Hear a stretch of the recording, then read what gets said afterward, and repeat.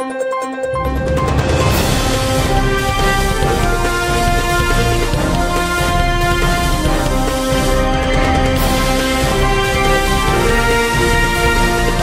नगरी 24 तास न्यूज, रोखोक बातम्या आणि बरच काही।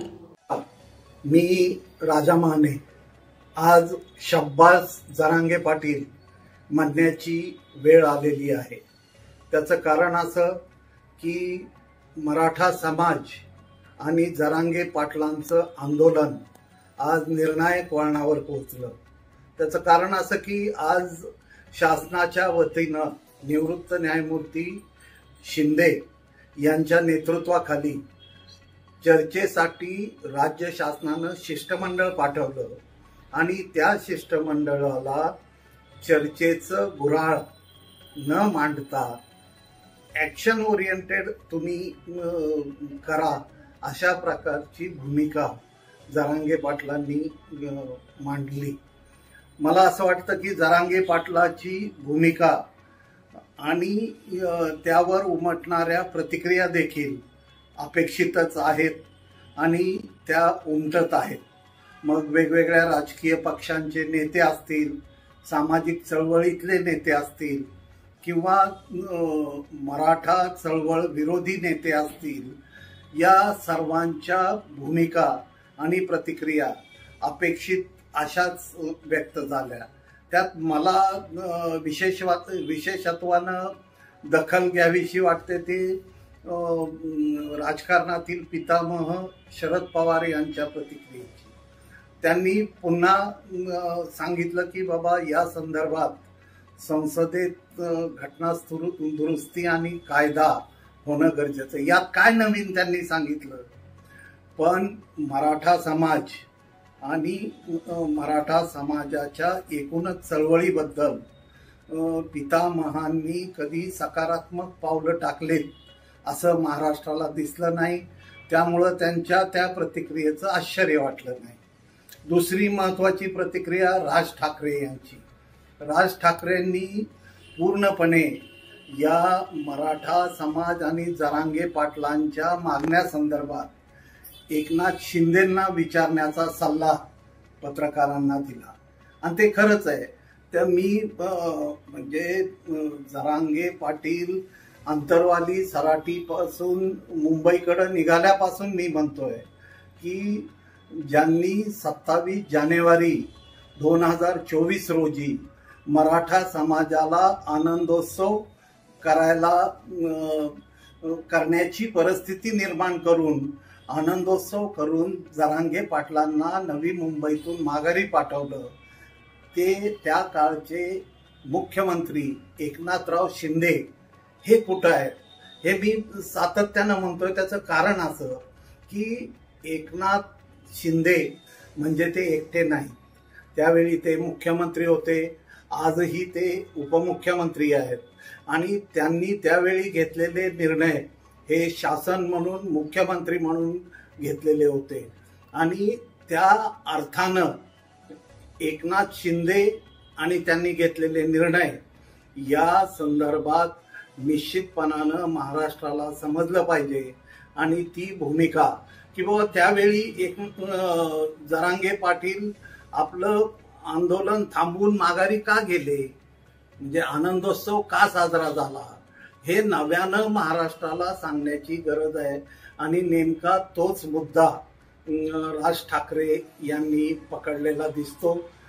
असो, परंतु आज मराठा समाज आंदोलन निर्णायक वळणावर असताना न्यायमूर्ती शिंदे यांनी हैदराबाद गॅझेट तत्वतः मान्य असल्याचं जाहीर केलेलं आहे। एकूण मला असं वाटतं की मराठा समाजाला स्वतंत्रपणे आरक्षण देणं हे घटनात्मक चौकटीत शक्यच नाही, हे सर्वांनाच माहीत आहे। जोपर्यंत केंद्र सरकार किंवा संसदेत घटना दुरुस्ती होत नाही तोपर्यंत स्वतंत्र आरक्षण या विषयाला तसा अर्थ नाही। त्याच कारणानं जे कुणबी आहेत, ज्यांच्या खरोखरच नोंदी आहेत कुणबी म्हणून, त्यांना आरक्षण हे नैसर्गिकरित्या ओबीसी मधून मिळतं आणि त्याच मागणीसाठी जरांगे पाटील अगदी त्यांच्या पहिल्या आंदोलनापासून मराठवाड्यातल्या ते झगडत आहेत आणि आज त्याला व्यापक स्वरूप आल्यानं मग सातारा गॅझेटेरियल असेल किंवा हैदराबाद गॅझेटेरियल त्याला व्यापक स्वरूप की बाबा जे कुणबी आहेत ज्यांच्या नोंदी कुणबी आहेत ते नैसर्गिकरित्या ओबीसी प्रवर्गात आहेतच अशा प्रकारची ती भूमिका जरांगे पाटलाची आहे असं मला वाटतं. आज खरं तर एक खूप मोठं आव्हान म्हणजे सर्व चळवळी सर्व राजकीय पक्ष प्रत्येकजण आज या आंदोलनाच्या याच्यावर राजकीय पोळी भाजून घेण्याचा प्रयत्न करतो हे खरं आहे. प्रत्येकजण कुणी येतंय समर्थन करतंय कुणी आक्रमकपणे जरांगेंना विरोध करतंय. प्रत्येक जण राजकारणात आपल्याला सोयीची असलेली भूमिका घेऊन आक्रमक पद्धतीनं त्याची मांडणी करण्याचा प्रयत्न करत आहे. या पार्श्वभूमीवर जी घुसळण सामाजिक घुसळण महाराष्ट्रात होते त्याचं खरं तर हे आव्हान राज्याचे मुख्यमंत्री देवेंद्र फडणवीस आणि मराठा चळवळीचे नेते जरांगे पाटील यांच्यासाठी खूप मोठं आव्हान आहे. त्यामुळं त्यांनी तारतम्यानं दोघांनीही तारतम्यानं या विषयाची हाताळणी करून आज लाखो मराठा मुंबईकडे निघालेले आहेत. लाखो मराठा मुंबईत दाखल झालेले आहेत. या पार्श्वभूमीवर मुंबईकरांना त्रास होणार नाही, महाराष्ट्राचं सामाजिक वातावरण बिघडणार नाही यासाठी निर्णय घेणं आणि तो निर्णय केवळ चर्चेचं घोराळ आणि चालढकल या पद्धतीचा न ठेवता ठोस घेणं याला खूप महत्त्व निर्माण झालेलं आहे.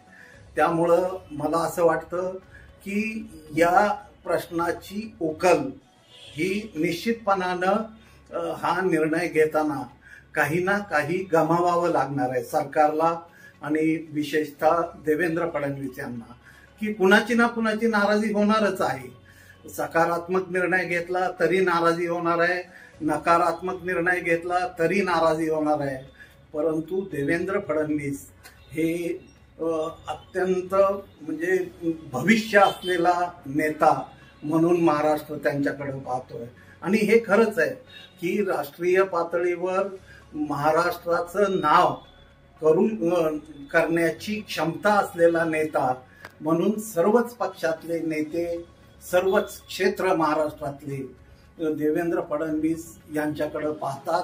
त्या पार्श्वभूमीवर त्यांनी जरांगे पाटलांची मागणी मराठा समाज यांचा आदर राखत जरांगे विरुद्ध फडणवीस असा जो संघर्ष पेटवला जातोय आणि त्याच्यावर काही लोक आपली राजकीय पोळी वाजवून घेण्याचा प्रयत्न करतात त्याला रोख हे दोघंच घालू शकतात आणि ते घालण्याचं काम ते पुढच्या काळात करतील आणि जरांगे पाटलांच्या मागण्यांवर त्याची उकल होण्याची प्रक्रिया प्रत्यक्ष कृतीच्या रूपानं उद्यापासून सुरू होईल अशा प्रकारची अपेक्षा एक पत्रकार म्हणून संपादक म्हणून मी व्यक्त करतो. जय हो.